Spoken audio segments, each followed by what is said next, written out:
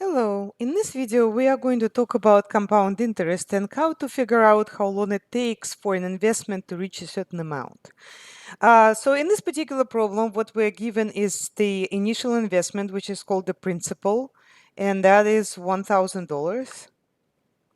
We're also given the rate, which is nominal rate per year, and that's 4%, and it says it's compounded continuously.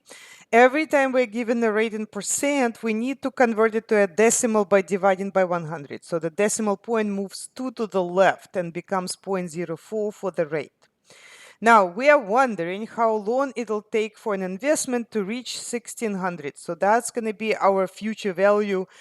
We can also call it amount at time at a certain time t. So the formula for continuous compounding is going to be available, and it's p e to the power rt. So you do not have to memorize it. Usually on the test, I put it in the formula sheet. All right, so now we want to substitute everything we know. So we know that the amount is 1600. We know that the initial amount is 1000. And we know that the rate is 0.04, so we need to solve for time. Whenever the unknown is in the exponent, we are solving an exponential equation. So here are the steps to solve it. Step number 1, isolate the exponent, meaning that the exponent should be by itself on one side of the equation and everything else should be on the other side. Now, because 1000 is multiplied by the e function, we will divide both sides by 1000. So if you want to simplify that, that's just going to be 1.6 on the left side and e to the power 0.04t on the right side. Now, next step number 2 is applying natural log to both sides. So we're going to get natural log of 1.6 on the left side and then natural log of e to the power 0.04t. At this point, we're going to be using the rules of logs, in particular the power rule for logs. So the unknown that's in the power, the t, we can move that whole power in front of the log as a multiple. So that will allow us to solve it. So this is going to be natural log of 1.6 equal 0.04 times t.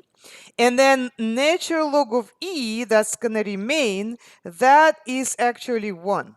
Because a natural log is the same as log with base e, and e to the power 1 is e. So this last term will just drop out because multiplied in by 1 does not change anything.